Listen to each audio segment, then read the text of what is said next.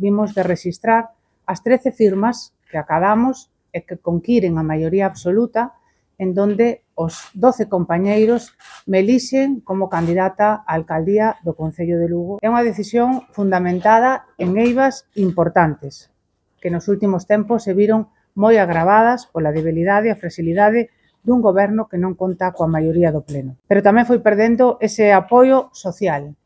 Perdeu forza dentro e fora do Concello. Persoas do goberno me trasladaron persoalmente a desilusión, a falta de motivación, o enfado que había especialmente co alcalde e tamén a falta de entendemento absoluta que había co outro socio de goberno. Eso non o está inventando Elena Cande. Eso díxosenos en repetidas ocasións e máis dunha persoa. Temos un plan claro para o Concello, con moitas medidas, unha folla de ruta transparente, decidida e que cumple co que pedimos, o apoio dos lucenses que nos fixeron no seu momento os ganadores claramente das eleccións. Hoxe anunciamos a moción de censura que se votará polos nosos cálculos o día 7 e despois anunciaremos como organizaremos, por suposto, o goberno. María conta ca nosa confianza e estou segura que traballaremos codo con codo para que todo isto que anunciamos agora sexa unha realidade e somos moi conscientes que ten que selo nun tempo récord.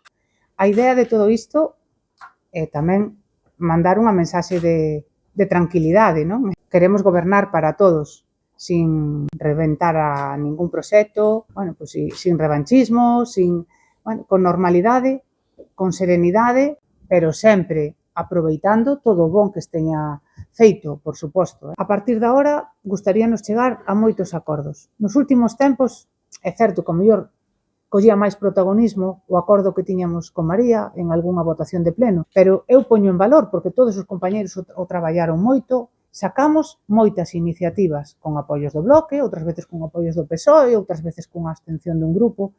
Creo que, aínda que se teñan 13 votos, nunca se debe gobernar con soberbia. E creo que hai que intentar acadar todas as unanimidades posibles. Moitas veces non se van a conseguir, pero nunca se deben deixar de intentar.